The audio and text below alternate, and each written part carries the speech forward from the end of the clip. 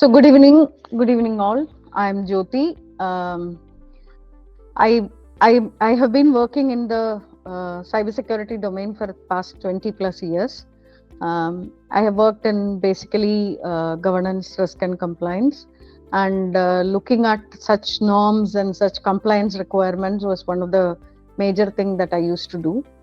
So today we will be looking at what are the UN norms for responsible behavior in cyberspace, right? United Nations has come out with certain norms for the countries to behave in a way so that this global business, global village, we are multinational, we connect with our businesses in India, but our back office is in Philippines, or our businesses in Europe, back offices in India. We work. There has to be some common terms, even though each nation has got its own IT law, its own data privacy law, its own criminal law. There has to be certain common norms for all these businesses to expect basic minimum requirement of securing the digital space, right? So this United Nations norms came out from that. We would have all seen about issues where some chat history was asked from some service provider in a country, and the service provider said, no, we will not be able to give because we are not bound to listen to your requirement, your code, right? So there are various such scenarios. An ICT crime that is happening in the ICT domain may be spread across multiple countries. We will never be able to pull it down to one country and put it across in the court of law of that country to prove everything, to get all the evidences and all. So all this are the cause of bringing in this norms, right? Having said that, this norms is for all the states who adhere to UN. We are today looking at the ASEAN countries, which is the Association of Southeast Asia countries. As some examples, we have papers available in the internet on Australia, on New Zealand, on various countries, right? Various continents, how these UN norms can be practiced and what are the challenges. See, this UN norms also, there are still loopholes, there are still challenges that are available. But what we have taken today is looking at ASEAN countries and also looking at where India is standing at this moment with our IT Act, with our DPDP Act, with our criminal Bharat Sanhita, which was released recently. So all these things we will be looking at what we have to do. See, we are all part of IT industry, service providers. So we should be understanding what is the expectation of a business that is providing a back office or an offshore center in India in providing the required security to their data and application, right? So the idea of conducting this session is making us reflect on the practices that we do and look at where all we have to strengthen our practices. So just it will be good if you can note down your questions and then we can take up at the end, or maybe at the middle point or somewhere we can take a break and then have the questions till then, and then we can continue. Either way we will go ahead, because if you show your hand, I don't think it will be visible to me. So we will just you can unmute and ask questions at the maybe after some 5 norms is completed or something like that, or at the end, right? So we'll start now. So like I was saying, the importance of cyber norms is to ensure stability and security in cyberspace, right? We shouldn't be saying that, okay, if the functioning happens in this country, then all this requirement will be met. If it happens in some other country, it will not be met. Especially in today's times of using SaaS applications and using cloud, we never know where our data is stored, where the backup of the data is stored, right? Unless the agreement with the cloud service provider clearly states that this data has to be stored in certain places only, or this data from my company has to be avoided in storing in certain places. We don't know where it will be. The cloud service provider is agreeing to make our application available, to make our data available. They don't give us all the other data, and we don't have to ask also. The moment we start asking such questions, the benefit of using a cloud service for our application gets reduced, because it becomes more and more expensive to use cloud also. So this is to ensure stability and security in the cyberspace. So we are going beyond the boundaries of nation, the boundaries of what the law of the land talks about. Till some time back, every crime was always to deal with the law of the land. If you look at certain agreements, it will say that anything to deal with this will be dealt with in the court of Delhi or in the court of so and so, right? It will have to be addressed by them. So UN is trying to bring in this concept of having rules in the cyberspace to promote international peace and security. In the current scenario, we would have seen the issues between Russia and Ukraine, where the international peace was affected because of cyber crimes and all that cyber warfare and all, right? I don't want to go too much into it because it will be too specific if I go into it. But it will be good for you to understand what does this mean by international peace and what is cyber warfare, right? So just have a look at all those things, try to understand what can be done in cyberspace, right? And we would have seen enough movies where this cyber warfare and all are being showcased. So the purpose of this UN norms is to ensure international peace and security is promoted and maintained. So there are 11 UN norms to start with, and these are non-binding rules. They are the voluntary rules, and UN is asking people to become part of following those, or to ensure that countries or the states who are part of UN, who are members of UN, to follow these rules in a voluntary manner as of now, right? It is changing. Like last month, there was another, not last month, early this month, there was another rule which came out from UN asking for certain more things, right? So this is currently a voluntary rule which is non-binding on any of the state, but states are expected to follow this if we have to stand in an international business scenario and in an international peace a scenario to maintain international peace, right? So the focus is to cultivate a responsible behavior for the states in cyberspace, right? As we were speaking, the application front end will be used in one country, the middle layer will be hosted in cloud in some other country, the back end will be existing in some other country. So our data, our application is traveling boundaries of multiple countries before the services of that application is utilized by the end user, right? So this is the overview of UN norms. So we will see the 11 norms one by one, and we will look at how this will help bring the business in a better, safe and secure manner. So the first one is cooperation for stability. Like we said initially, it is non-binding and it is voluntary. So UN is saying that all states should cooperate to increase stability and security. So the states here are the countries who are part of UN, right? UN calls all these countries, nations who are part of the United Nations as the states who are part of them. So states here are nothing but countries. So states should cooperate to increase stability and security. So what it says is each nation should develop national policies. It should strengthen crisis management, right?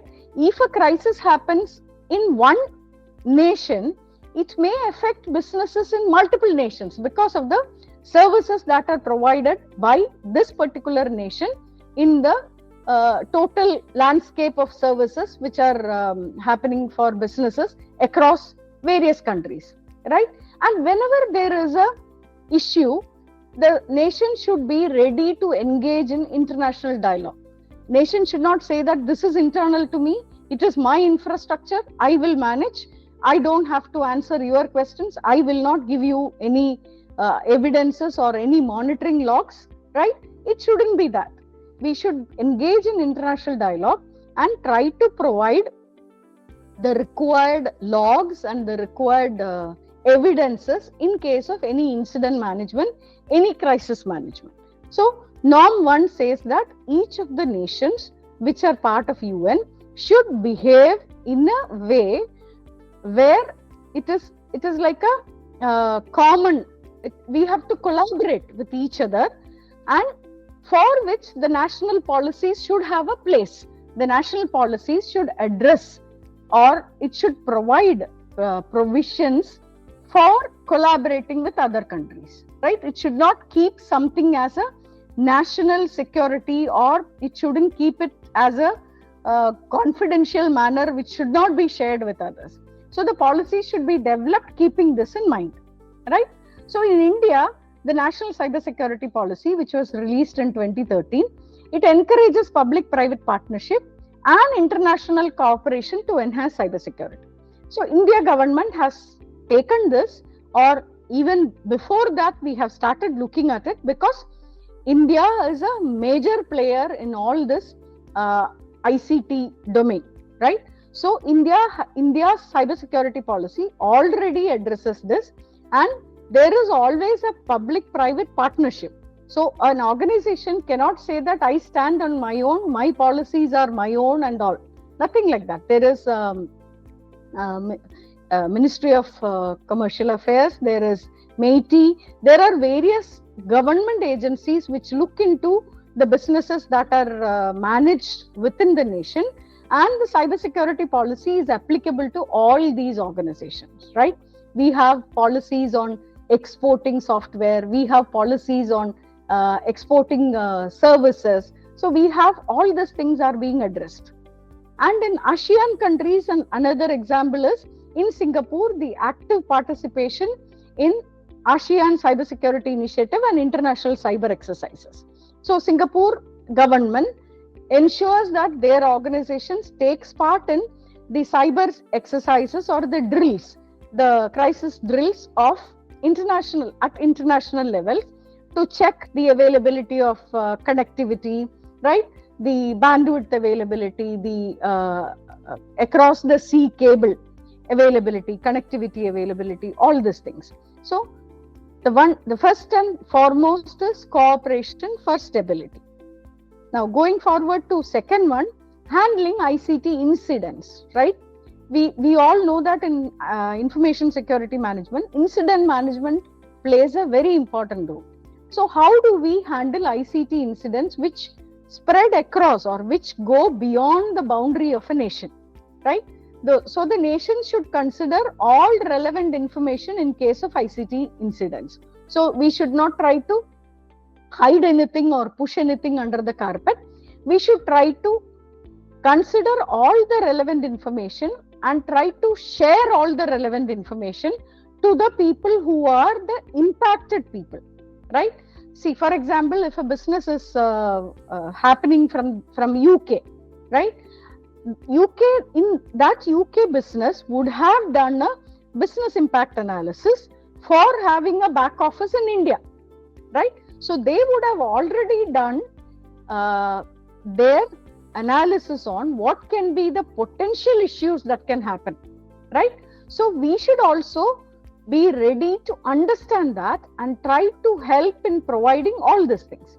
So we have to attribute the complexity of the business, right? We should understand where all our connectivity goes, where this application is being used, right? Maybe the application, maybe it is an Indian organization, but it is being used by a user outside of India. It can still happen, right?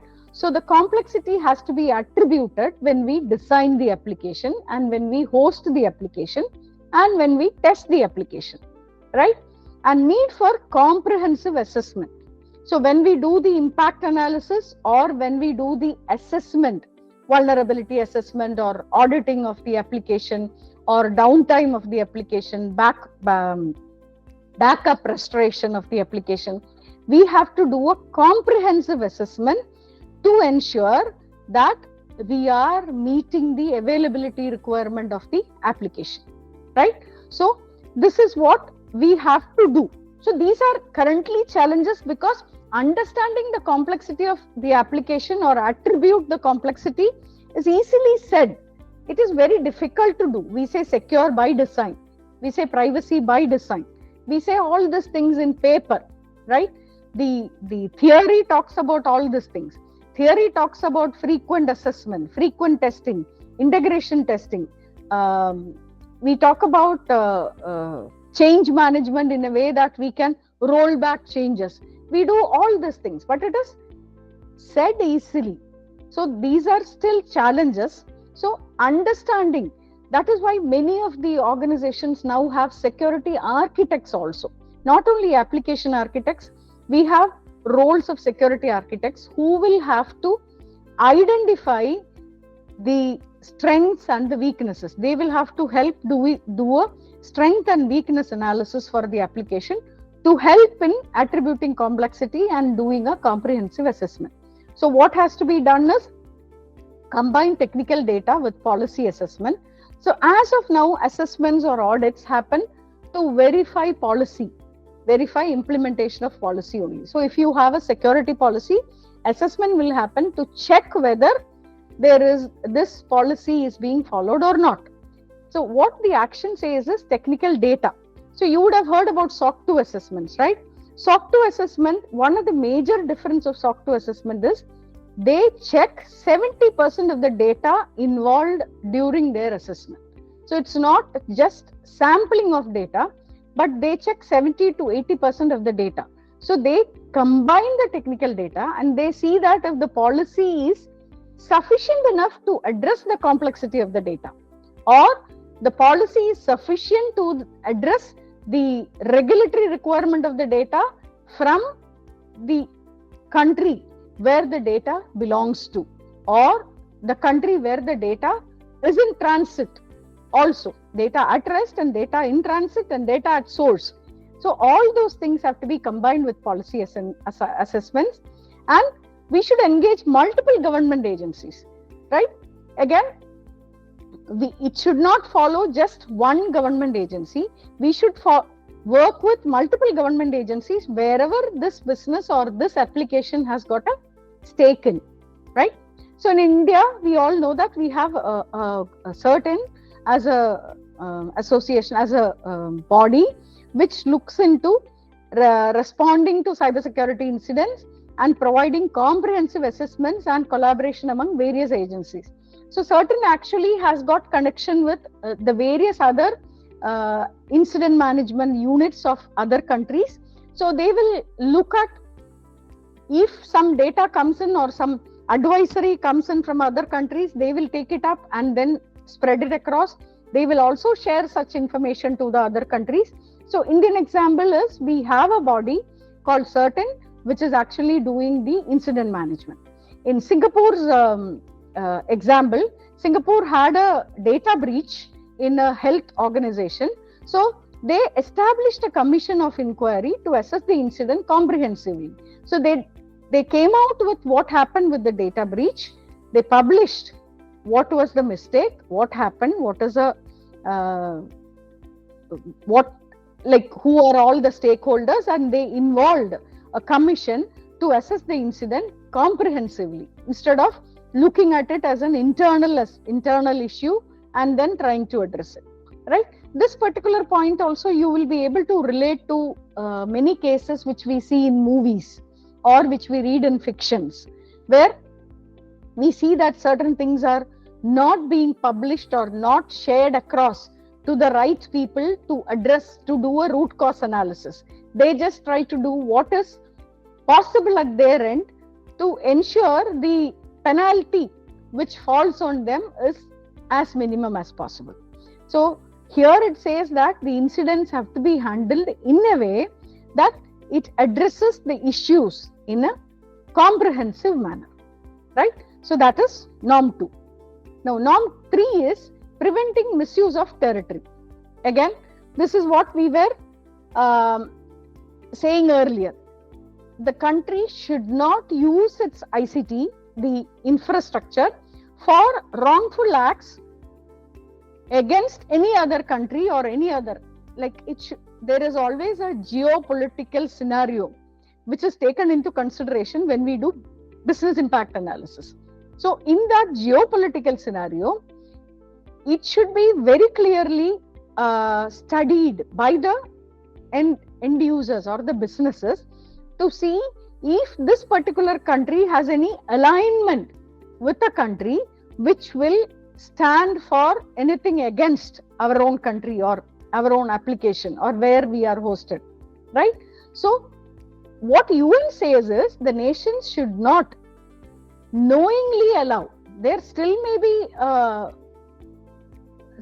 be groups or teams which are doing this, right? We know about cyber terrorism, cyber warfare. We were talking about it. But should the government or the country should not allow knowingly their territory to be used for wrongful acts using ICTs, right? So initially, long time back, there used to be a concept called safe harbor, right? There used to be certain countries which were listed as safe harbor companies, and the regulations for certain line of businesses used to mandate that their data, if stored outside of their boundary, should be only in those safe harbor companies, safe harbor countries, right? That is no longer there. Many countries like India also, the Prime Minister, the government of India has spoken to various bodies to ensure that this concept of safe harbor has to be either extended beyond, or we should also be considered as safe after looking at our policies or things like that, right? So this says that the country or the nation has to be a trusted nation, or the nation should have policies in place to do investigation to find out issues in cross-border ICTs, right? So the actions are establish investigative capabilities, respond to notifications of misuse. So if we get any notification saying that there was an IP address found in some hacking from, say, a country in Europe, say, for example, Finland. So we should be able to respond to that, saying that, okay, this IP address looks like in India. We will try to do this. We will have to do the analysis, and we will have to give it back. The data has to be given back to whoever has raised that as a concern, right? So that is what the UN norms expect the countries to do. So in India, actually the IT Act of 2000 is implemented to prevent and address cyber crimes and misuse of Indian territory for wrongful acts. So the IT Act already talks about how cyber crimes have to be addressed and how India as a territory will not do anything which is against law for any other country, right? And in the international example, Indonesia is taken from ASEAN countries. So Indonesia has a group like CERTIN. It has a group, Patrollis Sibir, allows citizens to report cybercrime, enhancing detection and response capabilities. So they also have a published group where people can report any issues that they come across, and they can enhance they have capability of enhancing detection and response capabilities, right? So this is norm 3. Now norm 4 is cooperative measures against cybercrime. So the nations or the states should cooperate to exchange information and address criminal use of ICT. I think this is what we were speaking from the beginning, right? If we come across something which points to an IP address in India or points to an application in India, right? We should be ready to get into a dialogue with other international dialogue to understand what is happening, and then we should be ready to cooperate in exchanging the monitoring logs, exchanging the details, and address the criminal use, right? Not only exchanging the logs, take that as a criminal act that was conducted inside our territory and take action. So the measures that are required is engage in international police cooperation. So we all have heard about Interpol, right? India has got Interpol presence, and we have to engage in international police cooperation. Develop national cybercrime strategies. We saw that India has a national cybercrime policy. So each country has to develop their own cybercrime strategies, which should work for a larger group or a global landscape. It should not work just for its country, but it should work for a global landscape. In India participates in international forums like Interpol Global Complex for innovation, for sharing information and strategies to combat cybercrime. So India already does that, and we are strengthening it. We are actually interacting more and more with other this global organizations. International example is Interpol's ASEAN Cybercrime Operations Desk, which facilitates regional collaboration in combating cybercrime. So Interpol has got a ASEAN Cybercrime Operation Desk to look at everything under this ASEAN group. ASEAN is like the European Union. You know, European Union has got many laws which is common across. So those countries have got an agreement which says we will follow these for everybody together. So ASEAN is also like that. So ASEAN Cybercrime Operation Desk will do regional collaboration among the ASEAN countries for helping Interpol in all the investigations and forensic examination and all. So that is norm 4. Now norm 5 is respecting human rights. This is very important, right? So whatever we do, ultimately the human rights, we were talking about the importance of data privacy and all. Even beyond that is the rights of human, right? So the state should respect human rights online, including freedom of expression and privacy, right? So any application, it should ensure that it is respecting human rights, including freedom of expression and privacy. So we have to follow the UN Human Rights Council resolution. This itself is one topic which is good to study. UN has got a Human Rights Council resolution which says what is expected for a human, for ensuring human rights in the ICT domain, right? In the cyberspace. So how can we ensure that the human rights online is respected or is provided the required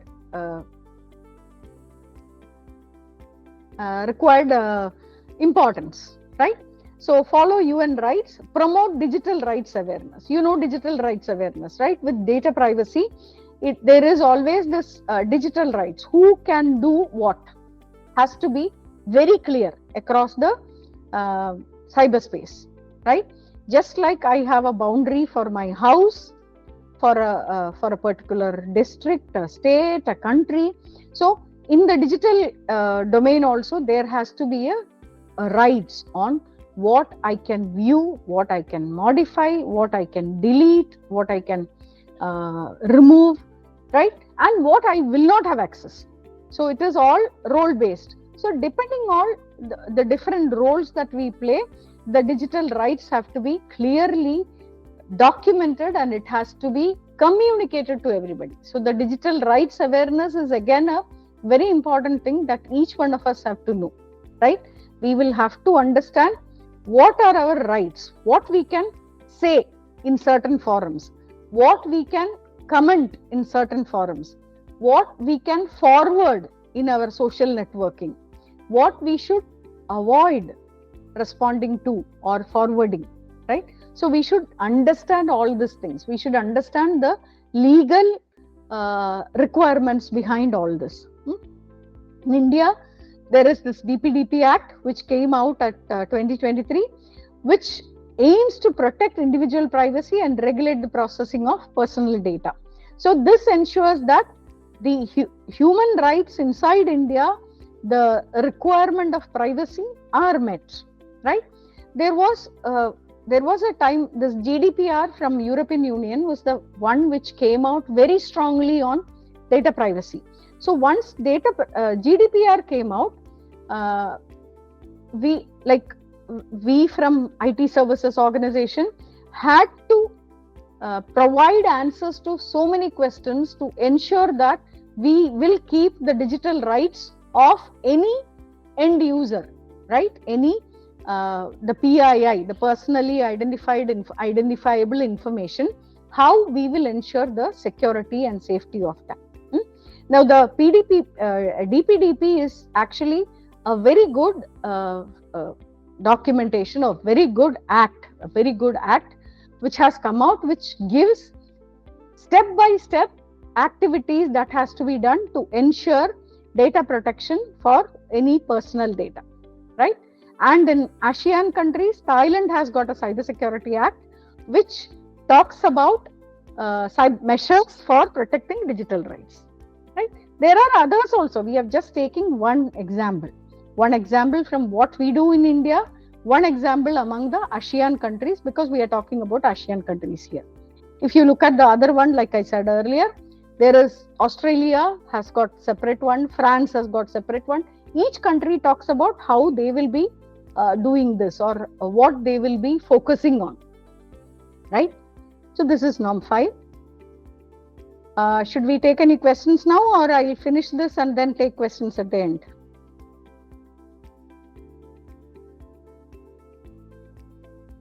Okay, I'll complete this and then we will take the. What is CERT? CERT is a body in India. CERT is Emergency Response Team. Cyber. It is under the Ministry of IT Industry, MeitY. It works in managing the cyber security events, security incidents. So you will be like you'll be reporting events, right? You'll be asked by your local cyber police to call a number to report events, or if there is any like this CrowdStrike event, if some events are detected, this CERT actually has got mechanism of monitoring all this critical infrastructure in the country, and in case of any issues, they will report it to the affected parties and they will do action to address it at a timely manner.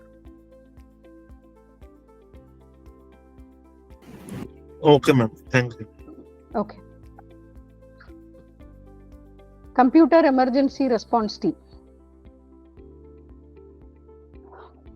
Any other question? Okay. So now we will go to the 6th norm, which is protection of critical infrastructure. We were just talking about what CERT will do in monitoring the critical infrastructure, right? How do you know which is critical infrastructure? We will have to know what is critical for the business. So we have in India, we have various servers, various data centers which are critical. So the state should not conduct or support ICT activities that will damage critical infrastructure. So what it says is, it has to go beyond the country-based critical infrastructure.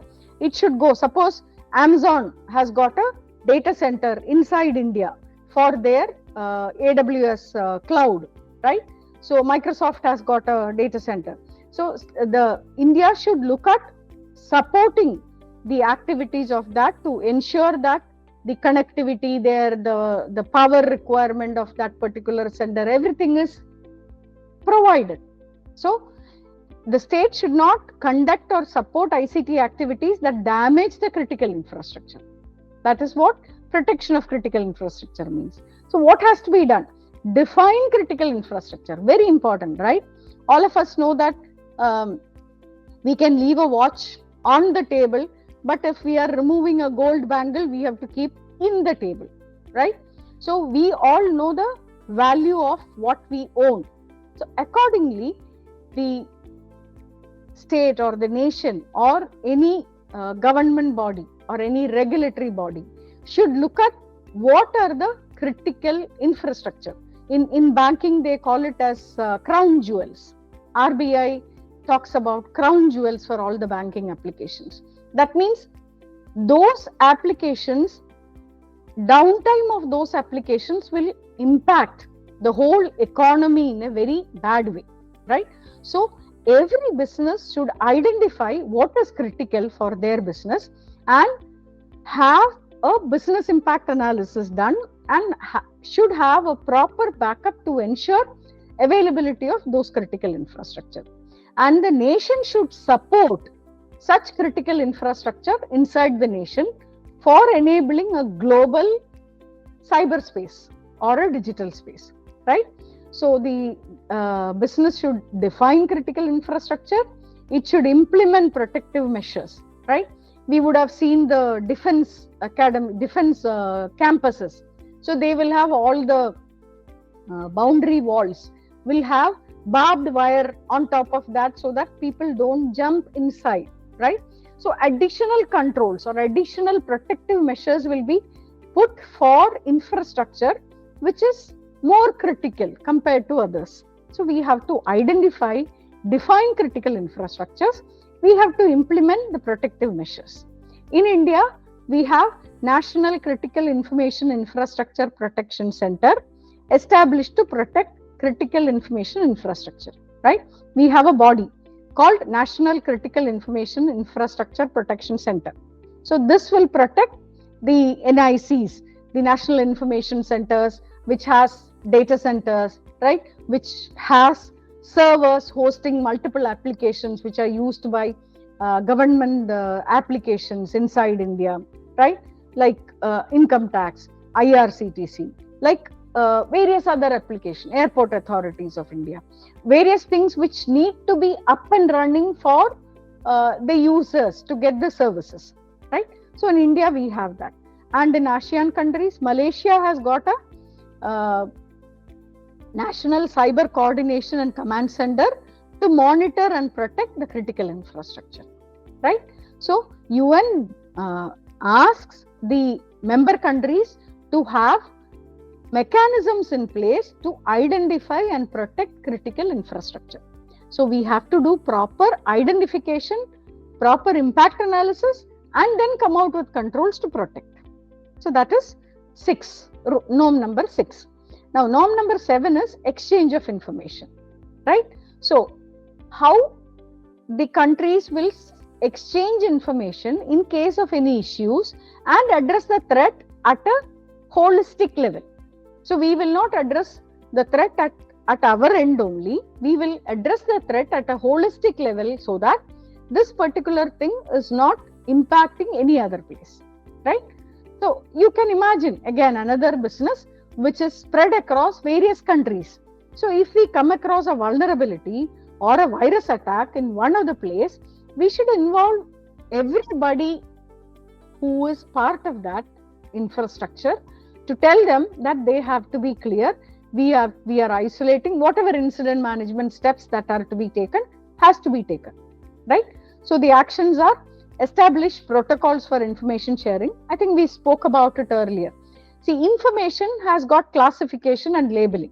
So your information will be sensitive, it will be secret, it will be private, it will be confidential, right?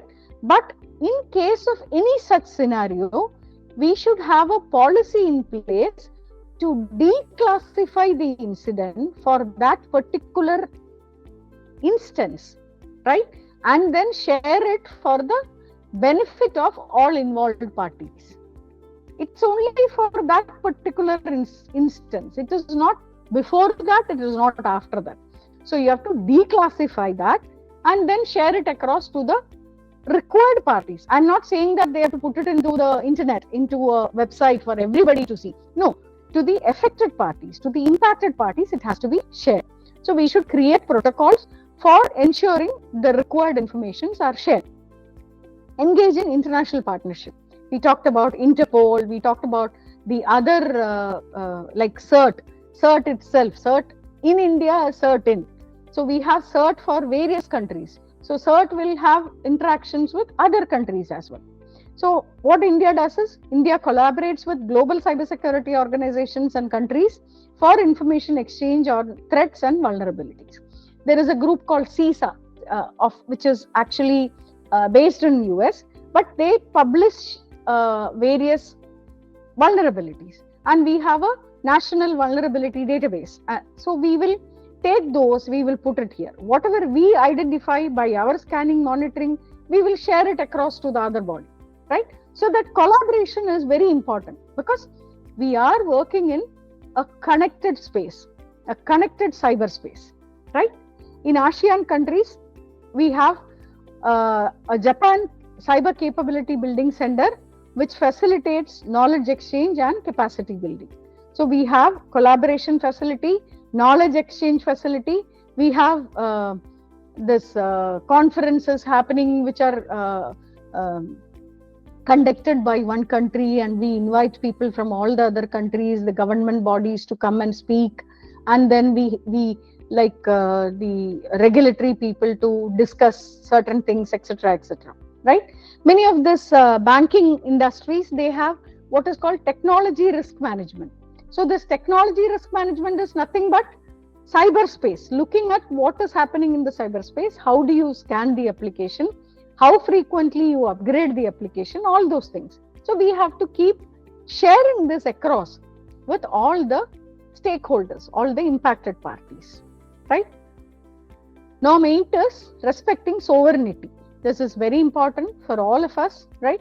We have to respect the sovereignty or the existence of each country in the cyberspace. So whatever is Indian information, whatever is owned by India, or India, the information for which the custodian is India, has to be respected by other parties. Like that, India has to respect the information owned and information which the custodians are the other parties. We should also respect, right? So states should respect the sovereignty of other states in cyberspace. So what it says is, avoid conducting cyber operations that violate other states' sovereignty. So we shouldn't be doing any ethical hacking which violates any other state's sovereignty. See, for example, some states may have their own applications. They may not be using the typical English social media applications, right? They may be having their own local language applications. So, but we should respect that they have a requirement to keep that there. But if we ask for certain data, that country also should be ready to give it. Like that, we should also be ready to give data. We should be able to respect the other party for the rules they have in place. In India, we have active engagement in international discussion to promote the principle of sovereignty in cyberspace. Again, you would have seen discussions that happen with NASA, discussions that happen with various other UN bodies itself, right? Where Indian government bodies go and contribute, right? In a maximum way. They have active engagement, right? In the international example, Vietnam is engaging in regional dialogues to ensure respect for sovereignty in cyberspace. So there are, each country has, we have just taken one example because we don't have time to go through everything. We have just taken one example. So Vietnam has given some papers in the public domain on what they are doing in engaging in regional dialogues. That's why we have taken Vietnam as an example. The ninth norm, responsible reporting of vulnerabilities. Again, we were touching upon this earlier. So by our scanning, by our testing, if we come across any vulnerabilities or any issues, we have to responsibly report it. We shouldn't keep it under the carpet, right? The state should encourage the responsible reporting of ICT vulnerabilities. So if we see that a particular application at a particular peak window is going beyond the threshold of its capacity, and that is seen by our monitoring, so we should report it to whoever is using it beyond our boundary, and we should tell them that, see, this is going beyond the threshold, so you have to look at improving it, or you have to look at keeping your peak period in a separate way, like that. So establish frameworks for vulnerability disclosure. Suppose I am having a vulnerability scanning, I am having a checkmarks tool in my application. I get a report which shows some vulnerability in a particular technical stack, right? So I will have to report it back to the organization which is owning that particular software, so that they will be able to do it. Many players come out with bug bounty exercises, right? They ask us to test their application, and they ask us to do report, and they give rewards for reporting that, right? So for this, we have to collaborate with the private sector, which is actually doing the security services. So many private sector enterprises are doing the scanning, doing the remediation. So the international standard always says that if you find out any vulnerability, you should have a known error database where you report this, right? And you should also have a database where you put your learning from addressing that. So you should have a non-error database. You should have a database of putting best practices, your best practices to avoid that, your best practices to address it in a timely manner, and that has to be shared across so that everybody gets the benefit of it, right? So CERT-In, as an organization, encourages responsible reporting of vulnerabilities and works with private sector entities to address them. So CERT-In has got collaboration with various private organizations. They also have entities who audit, right? They empanel auditors who go and audit systems to find vulnerabilities, and those are reported back by CERT-In to a larger crowd, so that the benefit is shared across larger crowd, right? In the ASEAN countries, Singapore has got a government bug bounty program which encourages ethical hacking and vulnerability reporting. So for a bug bounty, they don't give you the production environment, but they give you a mirrored production environment where you can play around, you can try to hack the system, and you can say that, see, this is what the issue is in the application. So they will be able to address it, plug it, right? The vulnerability will be remediated, or the gap will be plugged. So that is norm 9. Now the 10th norm is protection of emergency response teams, right? So we should, now emergency response applications have to be kept as critical application. So the state should not harm the information systems of authorized emergency response teams, right? This is where it does not talk about in India. For example, if I take an example of India, it is not talking about CERT-In alone. It talks about the Interpol body which is working from India will have a infrastructure, right? Interpol will have its own infrastructure which is connecting to their headquarters, or some other international body which works from India will have that. So the state should not harm the information systems of authorized emergency response teams.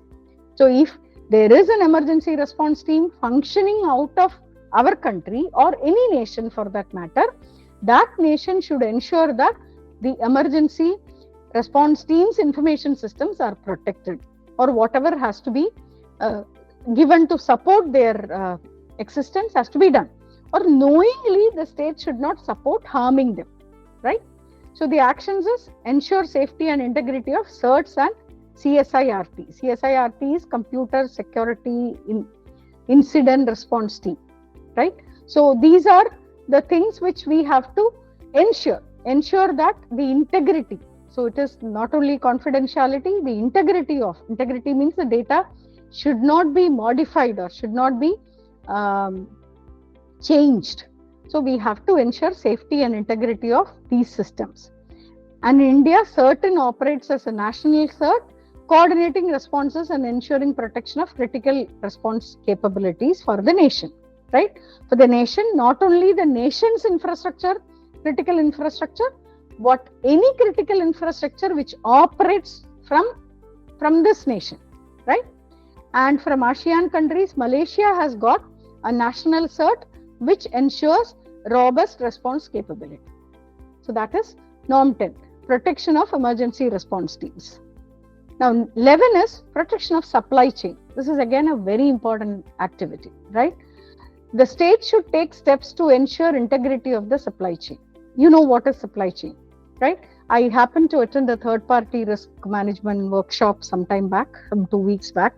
And one of the examples quoted there was about Apple, right? Apple came out with their new model and they could not release it in a timely manner because the display the display, the touch screen of that device, that iPhone, was supposed to be produced by one of their vendors, and they had some difficulty, they could not give it in time.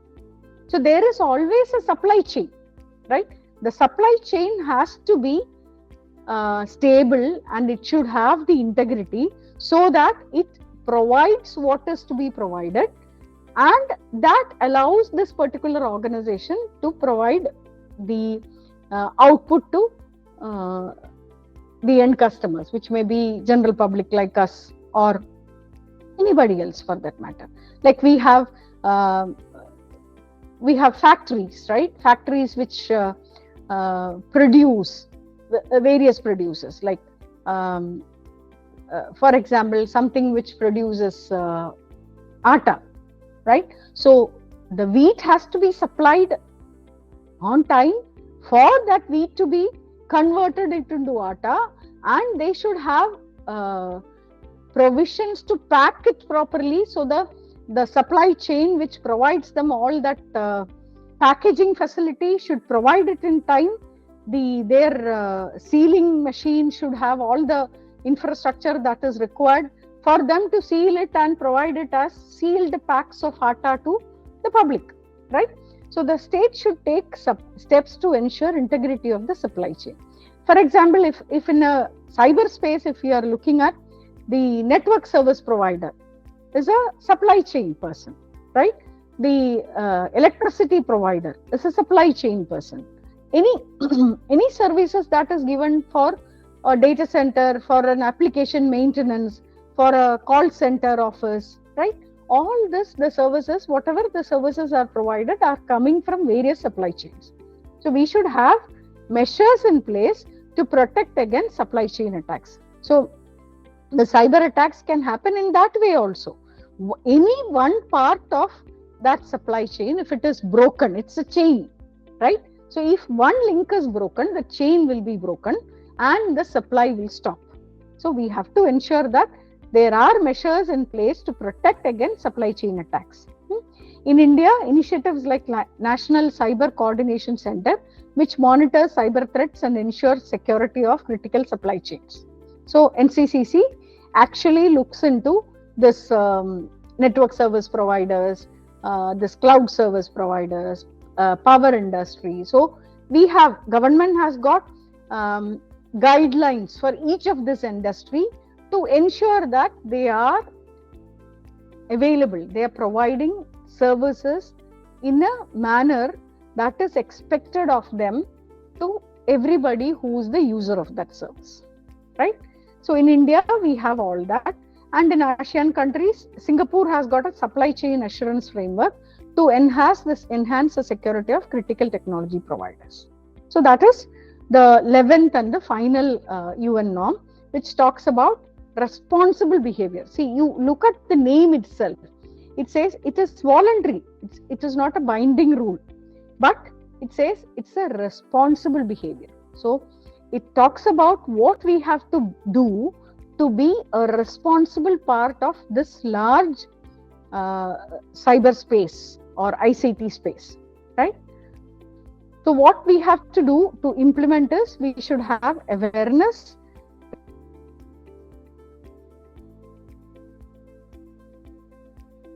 recognition, as awareness. We should recognize the importance of this. We should identify what is required. We should assess. We should have plans for all these actions that we talked about, right? We should have plans, we should act on it, and we should implement it. We should ensure that these are implemented in a continuous manner. And the importance is continuous effort to ensure responsible state behavior. So this is what is the requirement. The requirement from each of the member states of UN is to have continuous efforts to ensure responsible state behavior, right? So we have some practical examples again. CERTAN is having proactive measures in cybersecurity. CERTAN is doing quite a lot of things in the domain of cybersecurity. The guidelines, the policies that are published by CERTAN, which are required for all the infrastructure, all the government bodies to be followed, is actually very thorough. And internationally, Indonesia's HoneyNet project, they have a threat intelligence and monitoring. And in India, we have a collaboration with international cybersecurity organizations for threat intelligence sharing. So we not only do the intelligence, or we don't stop with analysis, we share the intel that we have obtained, we have acquired, we share with international cybersecurity organizations, right? And in again, ASEAN countries, they have a cybercrime operation desk which coordinates with law enforcement effects of international bodies. So these are the things that we have to look at. And the paper which talks about this UN norms of responsible behavior is actually very detailed. It will be very good if you can go through that and try to see what all is covered there. Now there are challenges also. We saw initially how to attribute the complexity, whether we have enough resources, what are the legal frameworks. We saw that the policies should be defined in such a way that it should allow this cross-boundary transmission of data whenever it is required. So legal frameworks should also be allowing those requirements, right? International cooperation is a solution. Capacity building and clear policies is another solution. So cooperation between international bodies, which is again guided by bodies like UN, by bodies like G20, bodies like there are various consortiums of nations, right? So international cooperation among them, capacity building. So we have to work with them. So in case something is required in another country, our team should be able to support them, right? There has to be clear policies, like we talked about declassifying a document to address a emergency scenario and then sharing it to address the requirement, etc. So these are the solutions that are required. So as we said, there are challenges, and because these solutions are still suggested solutions only, there are gaps also. So this is still a guideline, right? This is still a voluntary practice or voluntary norms, but UN is calling that responsible behavior. So if we have to show ourselves as responsible, we have to follow all those things. Yeah, I think that is it from my side. In case of any question answer, we will be able to take it quickly. I'll stop sharing so that I can see the team.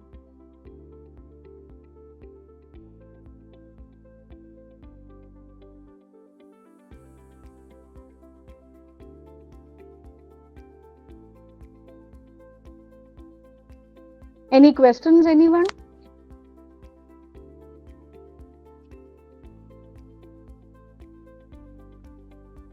Thank you so much, Jyoti. I think it was a wonderful session. In fact, I was glued in from the beginning to the end. Can you hear me? You know, it was explained very well. Jyoti, so yeah, absolutely get your session.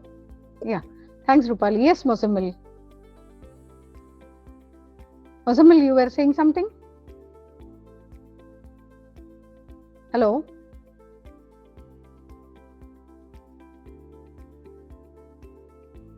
Anybody was saying anything? I think Mozammil was, but his voice, I think, got couldn't reach us. Yes, Mozammil? Yeah, go ahead. Can you hear me? Can you hear me? Yes, Yeah. we can. Please, Yes, we can hear you. Jyoti ma'am, please explain it for that short. Yeah, CERT is actually a government body. CERT-in is a government body in India. We have various CERTs across various countries. Indian CERT is called CERT-in, which is Computer Emergency Response Team. So in case of any incidents, in case of any vulnerabilities while scanning and all, those are the people who get involved and they try to help each organizations by bringing in resources, by addressing, etc. So if you look at the website of CERT-in, you will be able to see how they support the Ministry of Information Technology, what is called the MeitY, electronics and information technology in addressing the requirements of the infrastructure, the ICT systems in India for the government to run in a smooth manner. So CERTIN is a body, it's a government body, just like income tax or Indian Railways and all. No, CERTIN is also an organization which is managed by Indian government. I answered your question?